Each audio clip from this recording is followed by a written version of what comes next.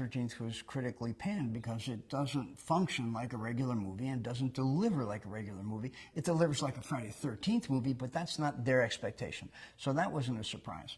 And the fact that the character of Jason has become sort of embraced by the pop culture, I'm very grateful for it. But I don't feel any sort of sweet revenge.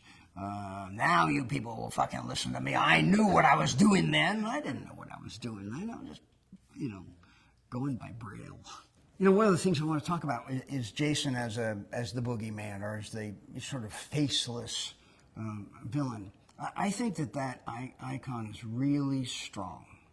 And I think that it works strongest when Jason operates more or less like a shark. He operates and he will eat you or he will not eat you, just depending on whether or not he's hungry, not what you can do to help yourself. It's sometimes thought, wouldn't it be interesting to go back and see what drives him and who he is and what he is? And truth is, not really.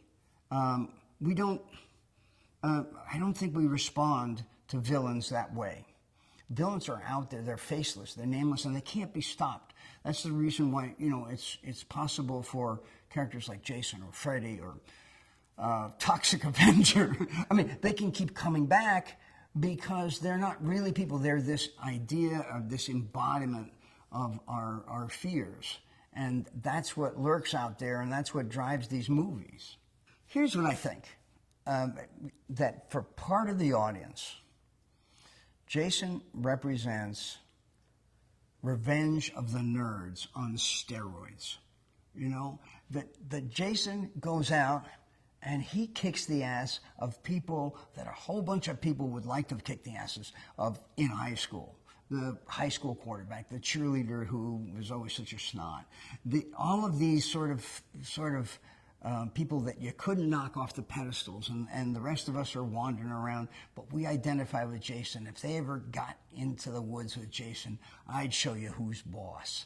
And there's something about the very sketchy identification of Jason being a counselor that was drowned and went into the lake and came back bigger and stronger than ever, and now he cannot be stopped.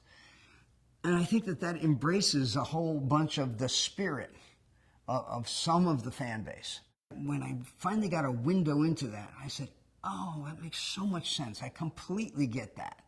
But I had never thought of that before. And Noel said, my son Noel, when you're developing a cast of characters for Friday the 13th movie, don't try to spend a whole bunch of time creating people that you like.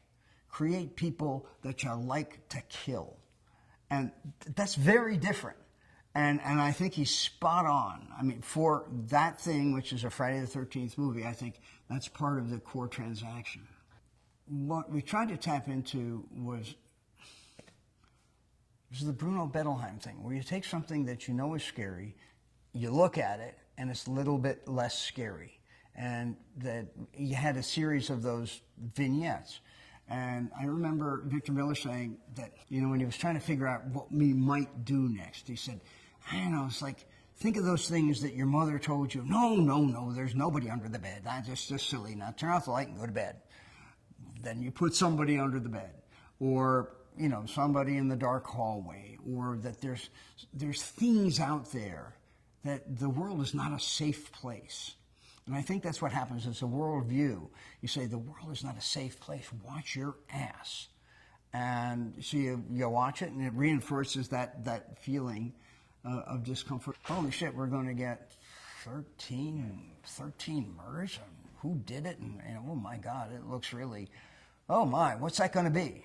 Because that's what they were selling. They weren't selling, star casting or wry plot twists or anything.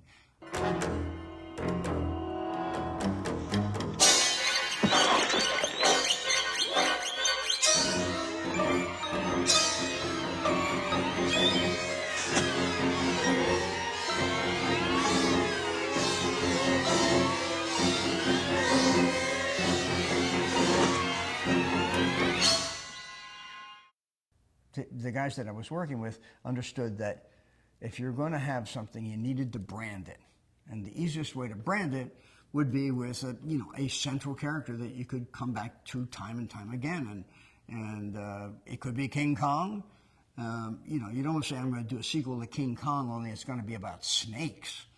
You know, you needed to have something at the center of it, and their core belief was that you're having this villain, you know, with a potato sack over his head. That's going to work. He came up from the lake. You know, you try to reason through these things, and you can't. But on the other hand, reason doesn't play a part in it. It has to do with the alligator brain and intuitions and things like that. I think that I really started to understand that Jason was part of our pop culture in a way that I didn't understand before, was when I started to do conventions and I talked to a lot of the fans, and I realized that they were different than I assumed they were. You know, there are an awful lot of people that just go there for the, you know, for the gore and the glitter and put their arm around the girlfriend, but the fans, the core fan base, was so supportive and so nice in a strange way, and I just learned to look at Jason in a very different light after that.